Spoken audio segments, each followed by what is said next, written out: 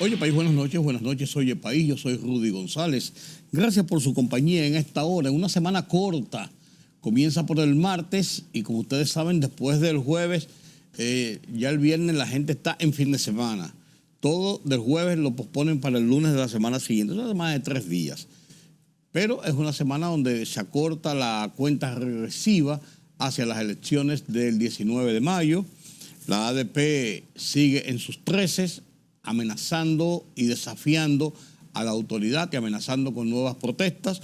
Los médicos, de su lado, protestan, presionan, pero muchos de ellos han comenzado a lo que es la realidad, a buscar las formas de tener un seguro para enfrentar mala práctica.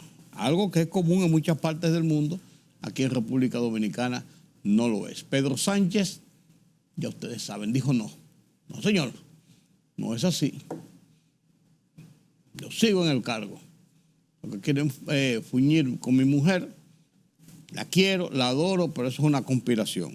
En Haití, a la espera de la intervención en cualquier momento, el Consejo Presidencial se ha instalado, te están buscando nombrar un presidente provisional, un primer ministro ya provisional está nombrado, en lo que se espera ver qué va a pasar en Haití. Y la voz de los Estados Unidos de América esta semana, en su foro interamericano, habla sobre el Medio Oriente, paz, estabilidad, derechos. Ya veremos qué nos presenta la voz de los Estados Unidos de América. Esto es parte del contenido de esta noche aquí en Oye País, después de la pausa.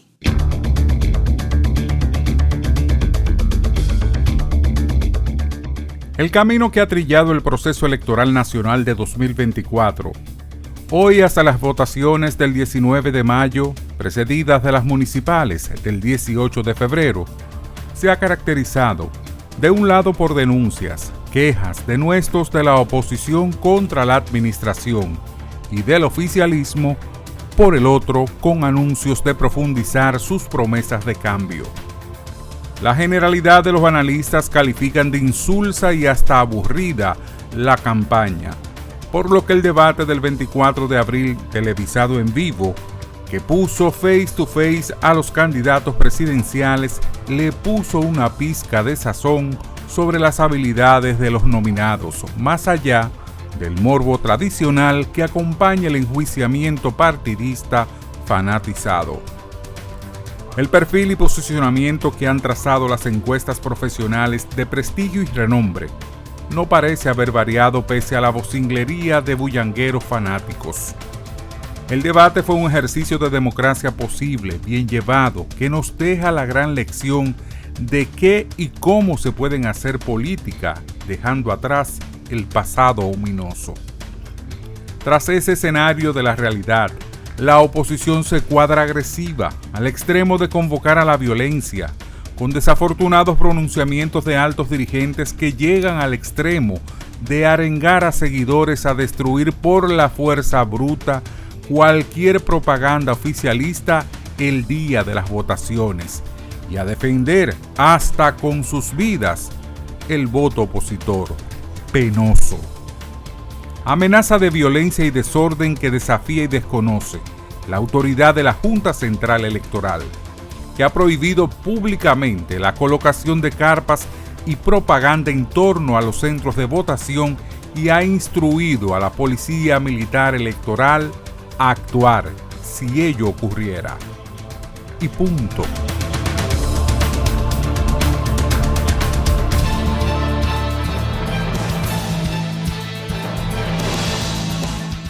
El presidente Luis Abinader dijo que todo el dinero que le encuentren en paraísos fiscales u otros países lo va a transferir a la Fundación Global Democracia y Desarrollo, Funglode. El primer mandatario respondiendo así al expresidente de la Junta Central Electoral y miembro de la dirección política de la Fuerza del Pueblo, Roberto Rosario, quien aseguró que el mandatario esconde más de $70 millones en paraísos fiscales.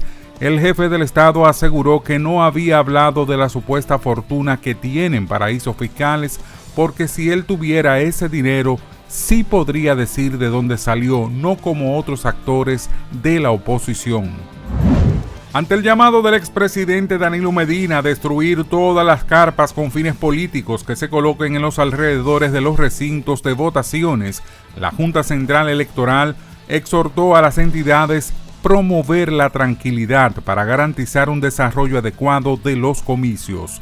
El presidente de la Junta Central Electoral, Román Jaques Liranzo, recordó también a través de sus principales cuentas digitales las prohibiciones que se encuentran establecidas en las resoluciones 18-2024 emitida por el Pleno de ese órgano electoral el 12 de marzo de 2024.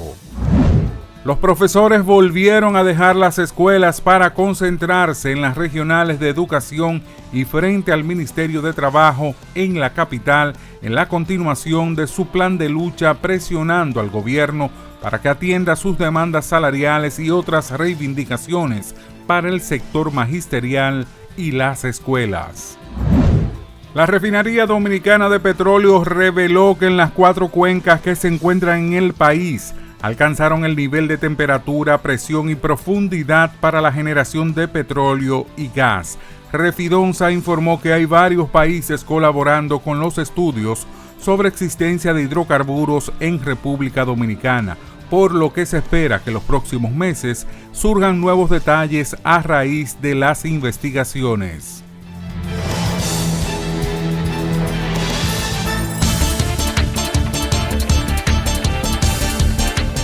La manifestación pro-palestina que paralizó la Universidad de Columbia terminó de forma dramática cuando policías con escudos antimotines irrumpieron en un edificio ocupado por los manifestantes la noche anterior y detuvieron a decenas de personas. En el otro extremo del país se produjeron enfrentamientos la madrugada del miércoles entre grupos contrarios en la Universidad de California, en Los Ángeles, en UCLA. Agentes de la policía de la ciudad de Nueva York entraron en el campus de Columbia después de que la universidad pidiera ayuda, según un comunicado publicado por un vocero. El secretario de Estado de Estados Unidos, Anthony Blinken, se reunió con líderes israelíes dentro de sus esfuerzos por buscar un cese al fuego entre Israel y Hamás y dijo que este es el momento de un acuerdo que libere rehenes y haga una pausa en los casi 7 meses de guerra en Gaza. El diplomático ha dicho que Hamás sería el responsable si no se consigue armar un acuerdo. Las bandas armadas en Haití podrían tener en su poder misiles de largo alcance, así como granadas y otros artefactos de guerra, según se desprende de la denuncia del presidente de Colombia de que más de 1 millón de armas de guerra robadas en ese país habrían sido vendidas en Haití. Esto porque ese país está a horas en lancha rápida desde la base de la Brigada 10, ubicada en la región caribeña colombiana, indica el presidente Gustavo Petro.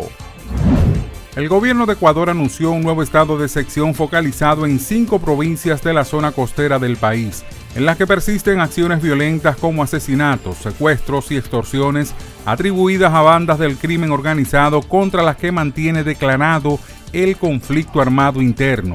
El presidente ecuatoriano Daniel Noboa, mediante un decreto ejecutivo, declaró el estado de excepción por 60 días en las provincias costeras del Oro, Guayas, Los Ríos, Manabí y Santa Elena, lo que dejó fuera de la medida a la de las Esmeraldas y Santo Domingo de los Sachilas, ubicadas en la misma región. La libertad solo reside en los estados en los que el pueblo tiene el poder absoluto. Por el respeto a los valores democráticos y la dignidad del pueblo dominicano, El Rumbo de la Tarde, plural, objetivo, comprometido siempre con la verdad. Con Georgie Rodríguez, Rudy González y Ramón Colombo. Los poderosos ya están en el aire.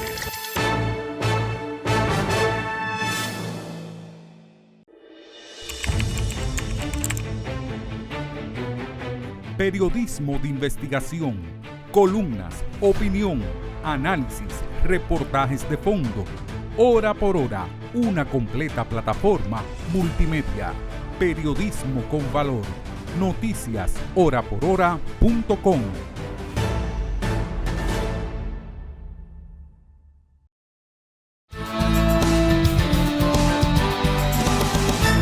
Gracias por continuar con nosotros aquí en Oye País. La campaña electoral sigue su derrotero. Los partidos y los principales candidatos, principalmente los candidatos presidenciales, han concentrado su campaña ya en estas últimas 2 semanas y media, 3 semanas.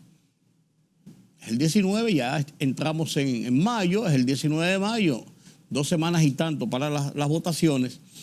La han centrado en el debate de la semana pasada, muy buen debate, en presentaciones, en entrevistas, en medios de comunicación, en grupos de comunicación, ante el empresariado, ante sectores importantes de núcleos del poder económico en República Dominicana, en entrevistas en la radio, en la televisión, declaraciones de prensa. Lo que no ha estado alejado de la tradicional caravana, como se celebró el fin de semana pasado, fin de semana largo, que por cierto, este miércoles es bueno, a eso hablaremos más adelante. Este fin de semana largo y hubo caravanas aquí en el interior y los principales candidatos, Leonel Fernández, Luis Abinader, Abel Martínez, Miguel Vargas y los otros candidatos de los partidos minoritarios se dedicaron a aprovechar ese fin de semana para hacer encuentros, reuniones, pero también los candidatos a senadores y a diputados en algunas demarcaciones o estuvieron con sus líderes principales, candidatos presidenciales o en sus campañas individuales, sus mano a mano, sus visitas, todo esto.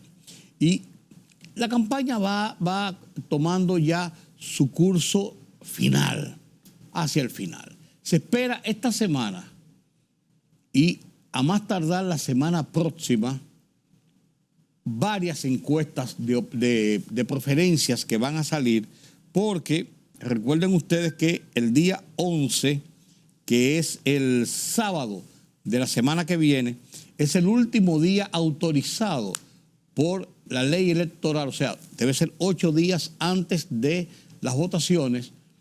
Ese sábado 11 es el último día autorizado para la publicación de cualquier encuesta o sondeo. Después de ahí no se pueden publicar. El que lo haga puede sufrir sometimientos judiciales por violación a la ley electoral, ya tipificados en nuestro código y con sanciones. Entonces, estas 2 semanas veremos encuestas, seguirán las presiones. El Grupo Corripio, por ejemplo, comenzó esta noche de martes un ciclo de entrevistas a los candidatos presidenciales. Los principales ejecutivos de los medios de comunicación del Grupo Corripio con cada uno de los candidatos. Se comenzó con el presidente Luis Abinader, candidato a la reelección por el partido de gobierno, y sigue con Abel Martínez y después con Leonel Fernández, hasta donde tenemos entendido.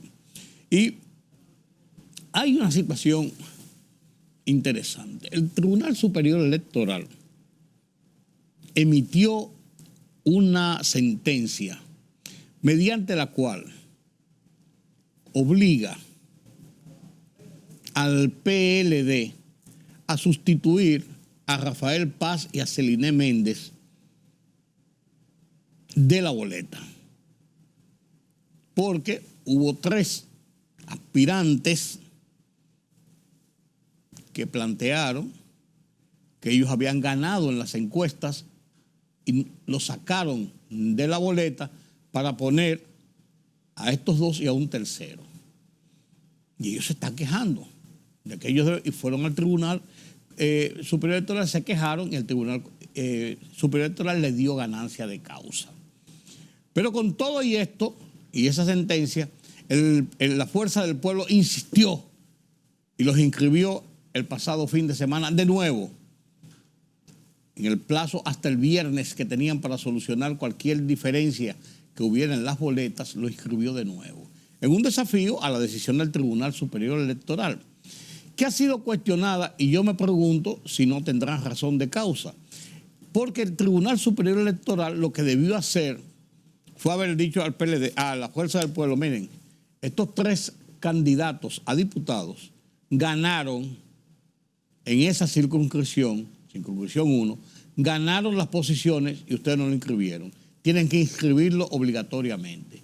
Y la Fuerza del Pueblo tenía la obligación de buscarle las 3 posiciones a esos 3 candidatos en la boleta, salvo que renunciaran, en la boleta, y acomodar su boleta a, por ejemplo, las cuotas que tenían en reservas, el tema de las cuotas de la mujer, etcétera, y acomodar la boleta.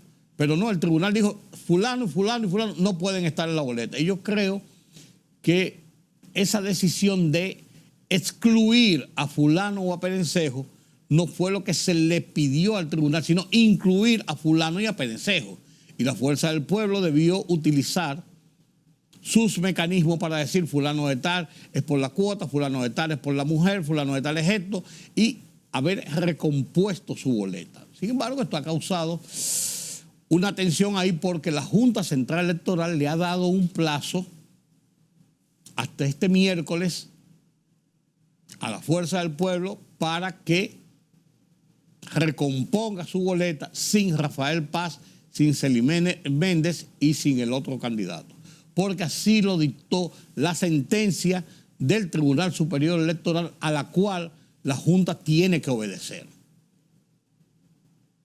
Entonces, que la situación de la Fuerza del Pueblo es una situación compleja de desafío a la ley, a la sentencia. Si no usa los mecanismos legales, tiene que acoger la sentencia o dejar fuera los huecos en su boleta. Si no quiere asumir que los 3 que había sacado, que habían ganado sus posiciones, deben estar ahí. Lo mismo está ocurriendo en la circunscripción 3 con el PRM, que son 7 legisladores, son 7 candidatos a legisladores, y ellos escogieron 5 hombres y 2 mujeres. Y la cuota dice que no. La cuota dice que deben ser 4 de un sexo y 3 de otro.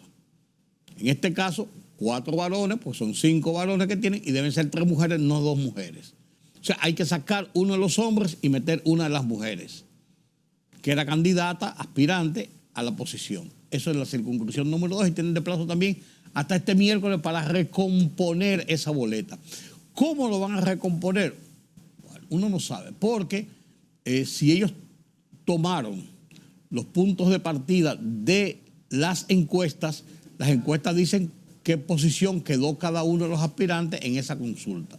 Si habían cuotas, cómo manejar el tema de las cuotas, tanto de las reservas que se hicieron como de las cuotas por género. Pero tienen que recomponerlo. Entonces esos 2 temas en el Distrito Nacional están ahí pendientes. Lo del PRM parece más fácil para ellos recomponerlo. Lo de la Fuerza del Pueblo es más complejo porque ellos desafiaron incluso la decisión del Tribunal Superior Electoral. Simplemente ellos no acudieron a ningún otro órgano. Por ejemplo, vamos a suponer al Tribunal Constitucional, que es la otra instancia que le pudiera quedar si entienden que le violaron los derechos constitucionales a esos candidatos. De lo contrario, tienen que asumir lo que planteó el Tribunal Superior Electoral y no desafiarlo. Y la Junta lo que ha hecho es, nosotros tenemos una sentencia que tenemos que aplicarla y tienen el tiempo determinado tal y cual para cumplir con ese ordenamiento de su boleta. Hubo otro tema que a mí me preocupó. La Junta Central Electoral emitió un comunicado la semana pasada advirtiendo que no va a permitir bajo ninguna circunstancia la instalación de carpas, de comandos de campaña, de promoción, de uso de propaganda, banderines y qué sé yo qué, y música en los alrededores de los recintos electorales. Y dijo que para eso había dado instrucción a la Policía Militar Electoral para que actuara en consecuencia e impidiera esto. Con esta advertencia de la Junta Central Electoral, yo entiendo que era más que suficiente para que los partidos de la oposición que han acusado al partido oficial de esa práctica en las elecciones del 18 de febrero, lo cual fue cierto y lo cual está consignado en los informes de los observadores nacionales e internacionales y que todo el mundo lo vio, simplemente la Junta lo prohibió taxativamente y advirtió que iba a actuar la policía militar. Entonces la Junta Central Electoral es la responsable de esto. Y yo creo que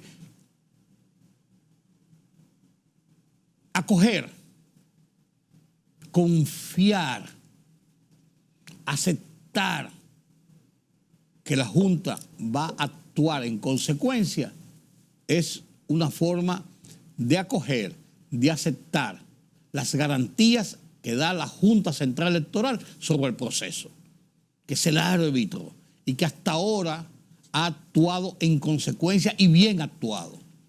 Pero no, hay una declaración ahí de Danilo Medina, el pasado fin de semana ante un grupo de sus seguidores, que hace este planteamiento, señores. Ustedes no pueden permitir de nuevo que nos hagan lo que hicieron el 18 de febrero. No pueden permitir que le instalen una carpa frente a un centro de votación. Eso es ilegal. Y la primera carpa que construyan frente a un centro de votación, tienen que destruirla de inmediato. Entonces, con este planteamiento de Danilo Medina, de que hay que defender, llamando a su militancia que quiten esas carpas, que enfrenten a esa gente, y que hay que defender hasta con su vida el voto de los PLDistas, es una incitación a acciones de violencia que no se corresponden con lo que ha sido esta campaña electoral, con lo que ha sido la realidad de este proceso hasta este momento. Una campaña que yo califico, y mucha gente califica de insulsa, de aburrida y todo esto, pero preferible, y que se ha activado ya en las últimas semanas, pero preferible a una campaña de violencia, de muertes, de tiroteos, de presiones, de amenazas. Preferible. Entonces, estas amenazas están fuera de tono y fuera de lugar. Yo creo que se equivocó Danilo Medina, que es un expresidente de la República, que es el líder de un partido político, por demás, en estructura de tamaño, el segundo partido del sistema de partidos en República Dominicana, para hacer un llamado de esta naturaleza a la violencia, a la amenaza. Yo creo que le falló la estructura y la táctica a Danilo Medina. Y ojalá que esto se eche hacia atrás. La Junta Central Electoral este martes reiteró su comunicado de hace una semana y tanto, indicando que ellos se responsabilizaban y que prohibían cualquier actividad de esa naturaleza en los entornos de los colegios electorales. Y hay que confiar en la Junta Central Electoral.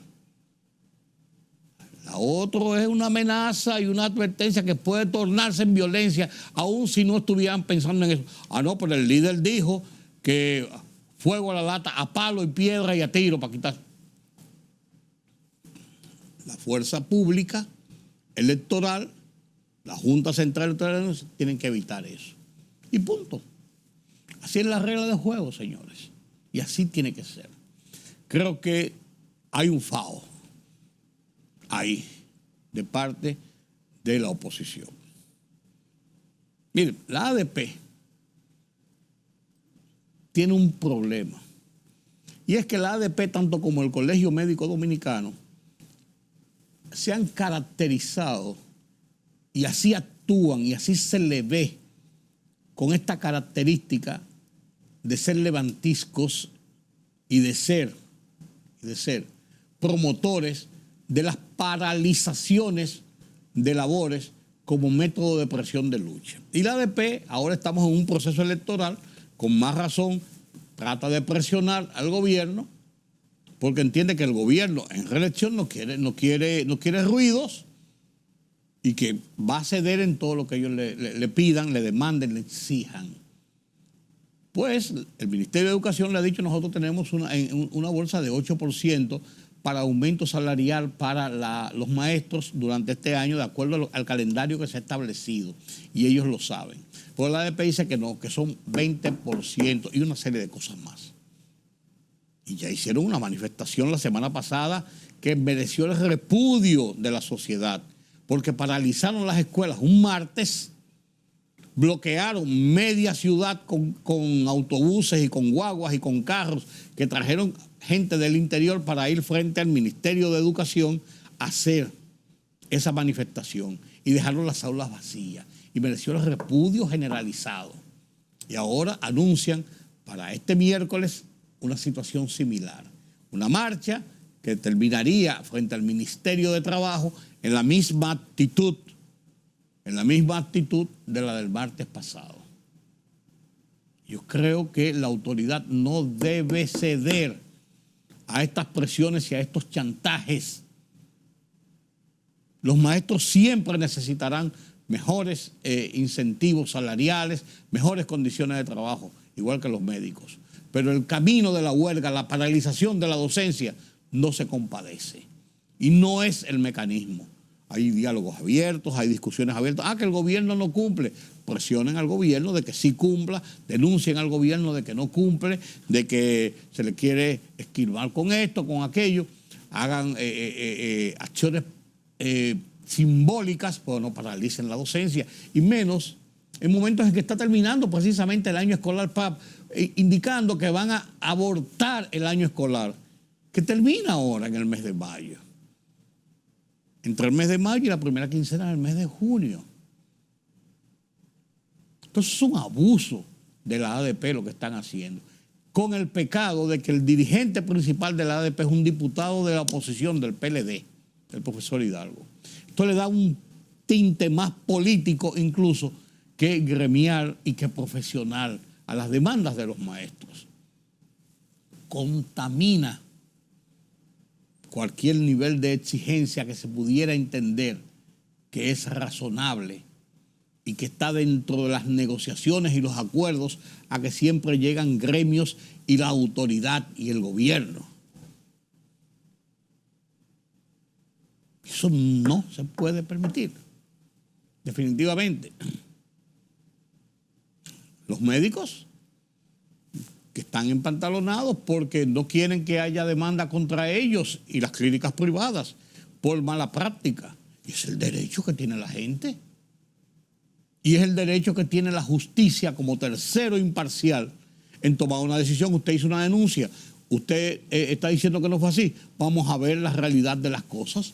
Aquí vamos a hacer una investigación sobre esto, cómo fue que se trató a ese paciente. Señores, aquí todavía siguen en eso. Bueno, está de más decirlo, pero hay que decirlo. Una persona que falleció en un hospital. En una clínica privada. Y retienen el cadáver 3, 4, 5, 6 días en una morgue. Y sabrá Dios cuánto tiempo más, hasta que los familiares no vayan y paguen lo que es la factura, que nadie sabe los niveles de facturas cómo son, porque les contaba la semana pasada la experiencia que tuve con una familia que me dijo que la mamá, la madre de la familia, había tenido un percance de salud, estuvo interna 5, 6, 7, 8 días en una clínica, le hicieron un procedimiento y cuando le pasaron la cuenta, ellos comenzaron a revisar la cuenta. Porque uno lo que hace normalmente es que así firma, busca una tarjeta de crédito, o si hay que pagar tanto, tanto, o si el seguro es tanto. Pero ¿qué pasa? Ocurre y viene a ser que esa familia es una familia de médicos. Uno de los hijos, un hermano de la señora, un sobrino, hay varios médicos. Y dijeron, antes de pagar la cuenta, permítame la hoja.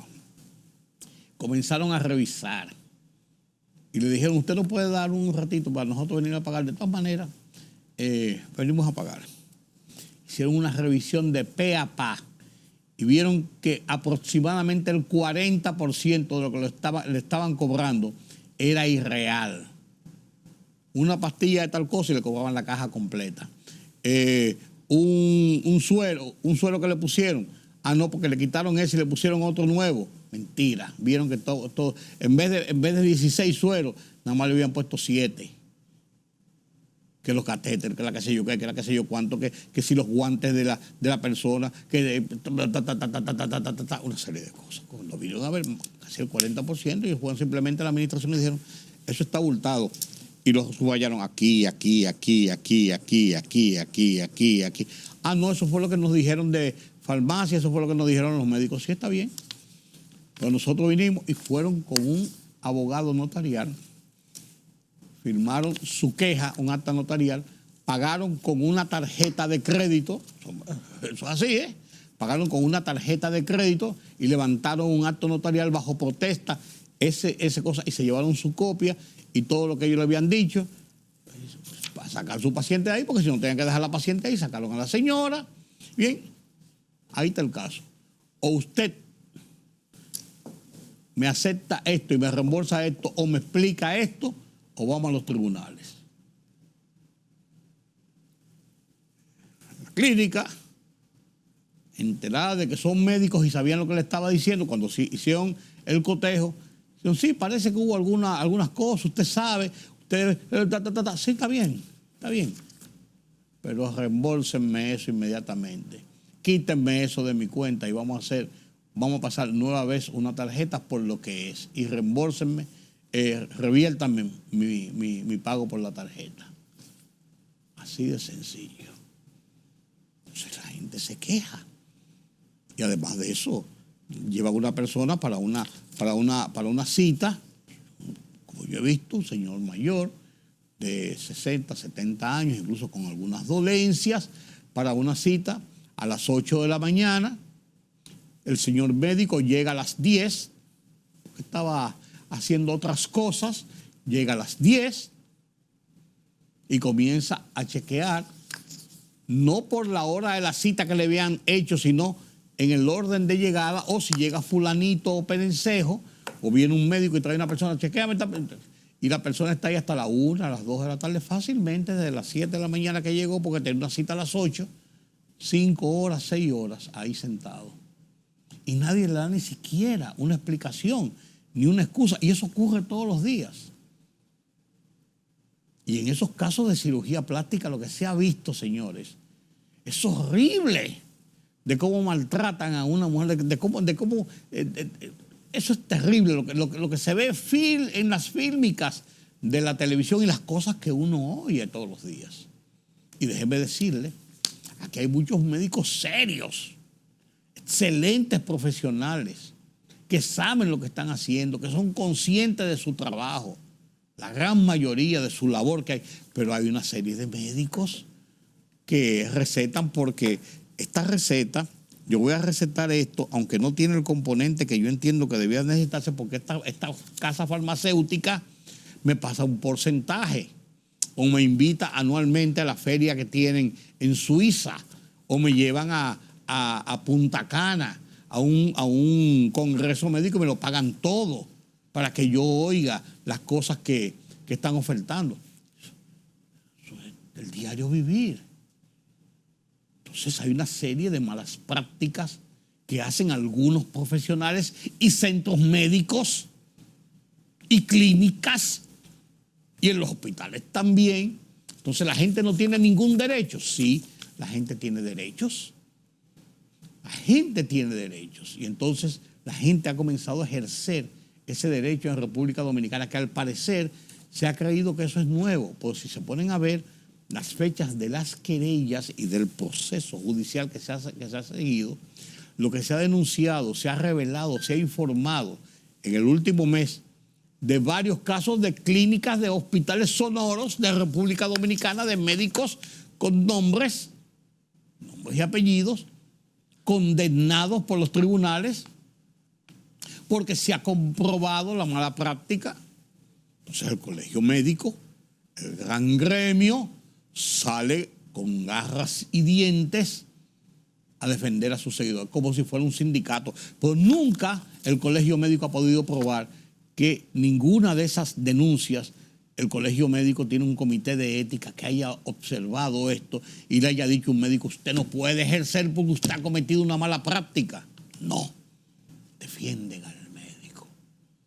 Primero, porque le aportan, el Colegio Médico recibe cuotas de clínicas, de médicos y de hospitales por lo que hacen los médicos en las clínicas y los hospitales. Lo que están prestos es para saltar, para la huelga, para dejar a los enfermos, por demás los más pobres, que van a los hospitales, donde los médicos no ganan un salario por lo que atienden, sino porque ganan un salario fijo, porque son médicos que tienen un salario fijo y no tienen ningún derecho a estar reclamando que si las ARS pagan tanto, que si esto, que si aquello, porque ellos están ganando un salario, pero se unen a todo esto, a todo este coro, y como molesta un paro médico, y el gobierno le tiene miedo. Y no este gobierno, ni el anterior, desde Balaguer, gobierno autocrático, le han tenido miedo siempre a los médicos, a los maestros y a los choferes. Hacen lo que le da la gana y los gobiernos negocian con ellos para que no le hagan ruido. Ese es el comportamiento que han tenido nuestras autoridades. Y cuando la gente se ha empoderado para reclamar esos derechos, entonces vienen las acusaciones, las paralizaciones, las presiones a la autoridad para que no lo acepte. Muchos otros médicos que se han dado cuenta de que esto es una realidad han comenzado. Hay un artículo muy interesante en el periódico, déjame ver, creo que es en el Diario Libre o el Listín Diario, de que han comenzado estos médicos a buscar consultas con abogados expertos en asuntos de demandas por violación a derechos individuales y con compañías de seguros para buscar protegerse ante las demandas civiles de las personas que se sienten que han sido agraviadas, que han sufrido su salud y que le han esquilmado su dinero con malas prácticas. Porque saben que esto es una realidad. En los Estados Unidos así funciona. Usted tiene que respetar esas posiciones de los pacientes, que aquí le llaman clientes, de los pacientes. Creo que estamos cambiando y eso es importante, señores. Estamos cambiando. Otros temas después de la pausa. La libertad solo reside en los estados en los que el pueblo tiene el poder absoluto. Por el respeto a los valores democráticos y la dignidad del pueblo dominicano, El Rumbo de la Tarde, plural, objetivo, comprometido siempre con la verdad. Con Georgie Rodríguez, Rudy González y Ramón Colombo. Los poderosos ya están en el aire.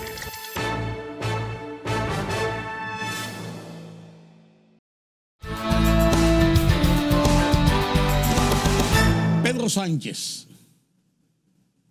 presidente del gobierno español, un hombre que ha navegado, el hombre del PSOE que ha navegado entre tantas dificultades, salió airoso nueva vez y planteó su posición ante las expectativas de que podía presentar renuncia el lunes de esta semana por las acusaciones, las investigaciones sobre acciones que se le imputan a su esposa. Un expediente que un tribunal metió en el cajón y lo desestimó. Pero así lo planteó Pedro Sánchez. Como saben, el pasado miércoles escribí una carta dirigida a toda la ciudadanía. En ella les planteaba si merecía la pena soportar el acoso que desde hace 10 años sufre mi familia a cambio de presidir el Gobierno de España. Hoy, tras estos días de reflexión, tengo la respuesta clara. Si aceptamos todos, como sociedad, que la acción política permite el ataque indiscriminado a personas inocentes, entonces no merece la pena. Si consentimos que la contienda partidista justifique el ejercicio del odio, de la insidia y de la falsedad hacia terceras personas, entonces no merece la pena. Si permitimos que las mentiras más groseras sustituyan el debate respetuoso y racional basado en evidencias, entonces no merece la pena. Por muy alto que sea, no hay honor que justifique el sufrimiento injusto de las personas que uno más quiere y respeta y ver cómo se intenta destruir su dignidad sin el más mínimo fundamento. Tal y como les anuncié, necesitaba parar y reflexionar sobre todo ello. Y sé que la carta que les envié pudo desconcertar porque no obedece a ningún cálculo político. Y es cierto. Soy consciente de que he mostrado un sentimiento que en política no suele ser admisible. He reconocido ante quienes buscan quebrarme, no por quién soy, sino por lo que represento, que duele vivir esta situación, que no deseo a nadie. También porque, sea cual sea nuestro oficio, nuestra responsabilidad laboral, vivimos en una sociedad donde solo se nos enseña y se nos exige mantener la marcha a toda costa. Pero hay veces en que la única forma de avanzar es detenerse, reflexionar y decidir con claridad por dónde queremos caminar. He actuado desde una convicción clara. O decimos basta, o esta degradación de la vida pública determinará nuestro futuro condenándonos como país.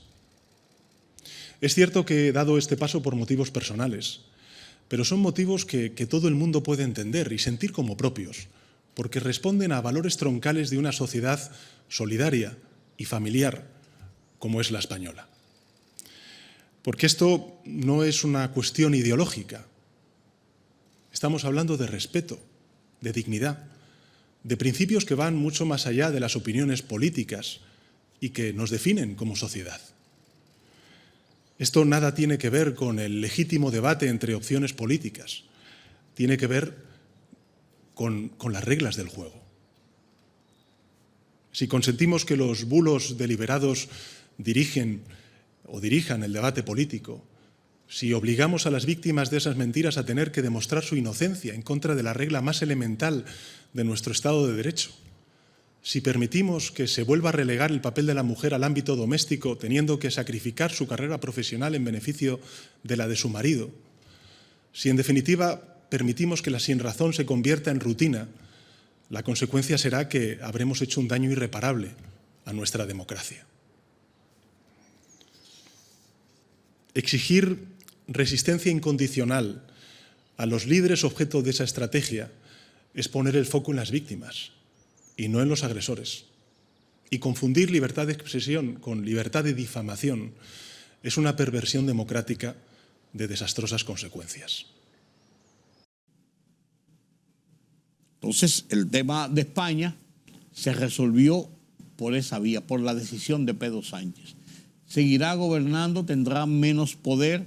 Esto lo envalentonará a él, a sus seguidores, a la sociedad española, le dará este voto de confianza afirmándolo en el poder. La forma de ejercer el poder en España es complicada y compleja en un régimen parlamentario, un régimen especial. Pero ya veremos, ya veremos. En Haití se conformó se conformó ya el Consejo Presidencial, ya hay un primer ministro interino y ahora se está buscando un presidente interino para establecer una suerte de gobierno que pueda enfrentar la situación crítica que sufre ese país. Y en ese sentido, todo está a la expectativa de cuándo viene la intervención. La intervención que se ha anunciado, que ya Kenia dijo que tiene los soldados listos, que los Estados Unidos aportó el dinero y que se está esperando solamente la conformación de este Estado, de este Consejo de Estado Presidencial.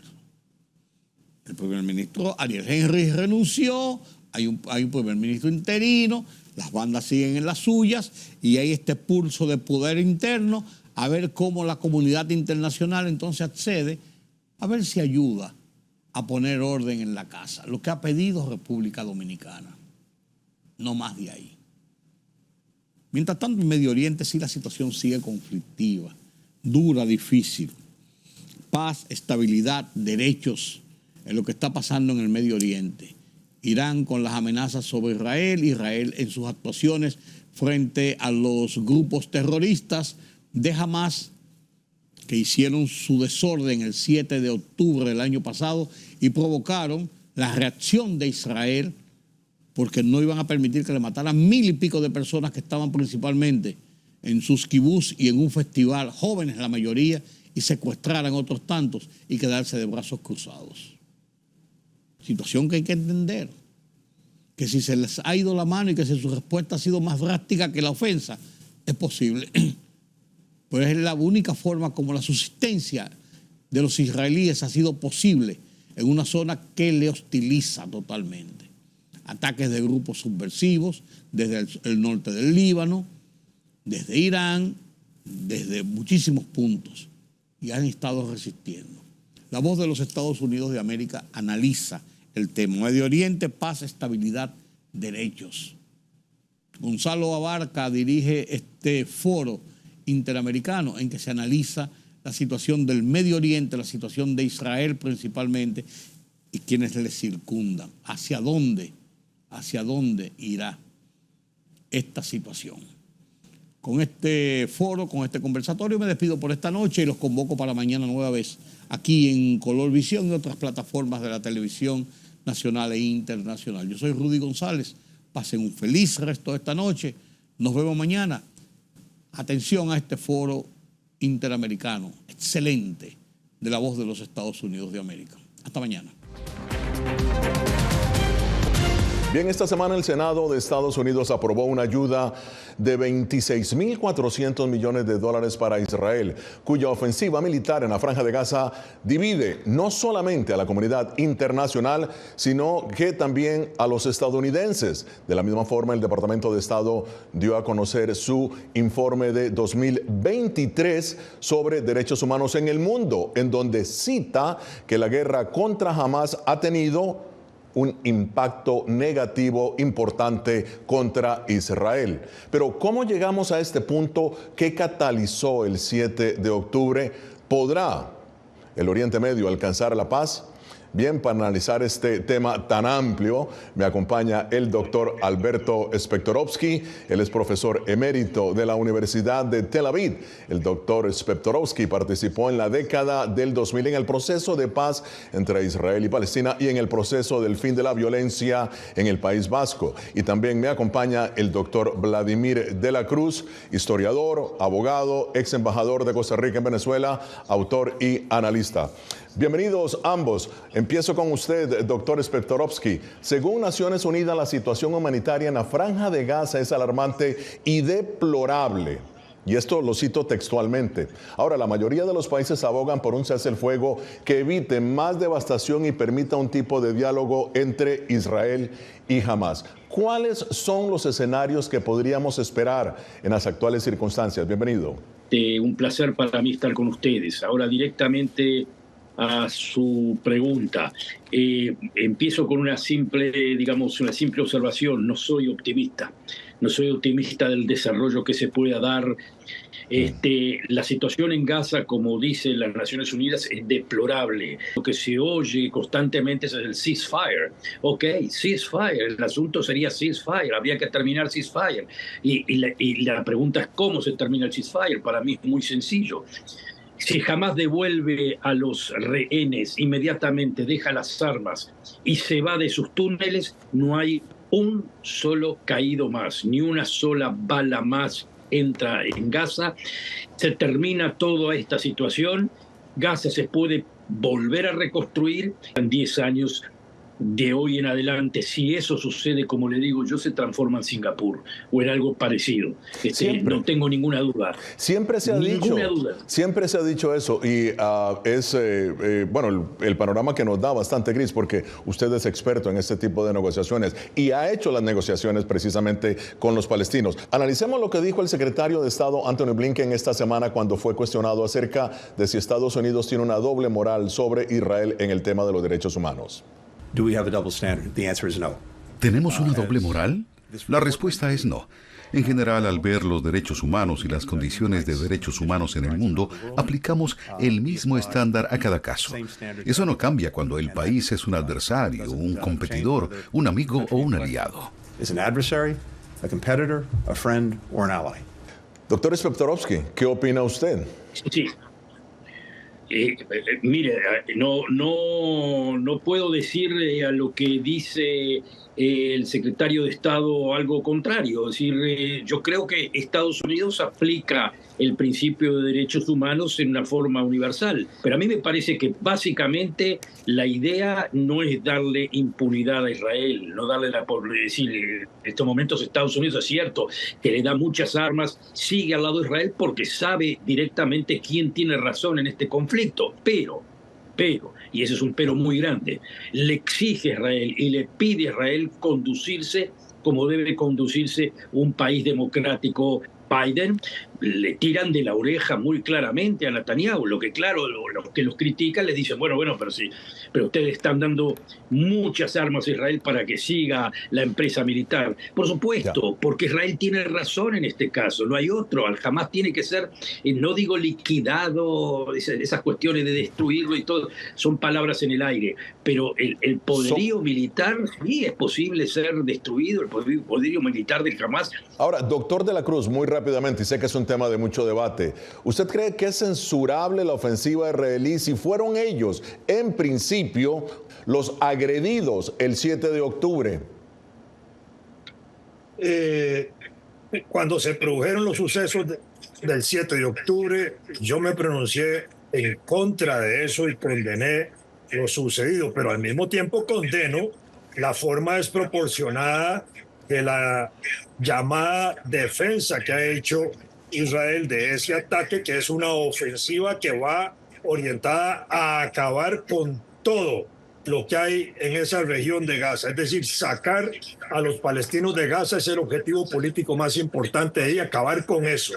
Eso no es posible técnicamente. Claro que militarmente lo van a resolver algo de eso, pero no van a resolver el problema árabe-palestino, árabe-israelita. Israel desde el 48 ha venido ampliando sus territorios en esa zona y eso no se va a acabar. Ese es un objetivo político de Israel. Bien, y ya en la parte final de Foro de la Voz de América, amplio tema, doctor Spectorowski, pero muy rápidamente, sus conclusiones, por favor. Mire, eso de la proporcionalidad es fuera de contexto. ¿Cuál tendría que ser la proporcionalidad? Que tendría que Israel entrar y violar a 10 mujeres palestinas o a 20 mujeres palestinas, matar a 4 bebés, yo qué sé. No hay tal proporcionalidad. Es decir, yo conozco Gaza y sé que es imposible. Lo que le quedaba a Israel era dos cosas: o rendirse y decir, bueno, no puedo hacer nada porque es violación de derechos humanos, y es cierto, fue violación de derechos humanos, pero no había ninguna otra opción. No había una cuestión de proporcionalidad. Había que sacar a la gente del Hamás de los túneles, había que sacarlos de abajo de las escuelas, había que sacarlos también de casas privadas. El asunto ese no hay cómo resolverlo. Ahora, a mí me encanta, eso los amigos de Israel también se lo dicen, mire señores, over the top. ¿No? Es claro, yo lo entiendo que es over the top, pero realmente no había ninguna otra opción en esta situación. Muy rápidamente. Bueno, muchísimas gracias, pero doctor de la Cruz, rápidamente sus comentarios, se nos está acabando el tiempo. La guerra es un negocio, es un gran negocio para países que son productores de armas. Israel es un productor de armas, también Estados Unidos es un productor de armas. En ese sentido, es importante para algunos países mantener esa guerra, ampliarla y seguir vendiendo armas. Creo que este es un problema que no lo vamos a resolver en esta ocasión ni hablando nosotros, pero hay urgente necesidad de buscar la paz en esa región porque hay una especie de chispa que puede encender una pradera con una posibilidad de que se avance hacia un escenario de una tercera guerra mundial de características nucleares de baja intensidad. Muchísimas gracias al doctor Vladimir de la Cruz y al doctor Alberto Spektorowski.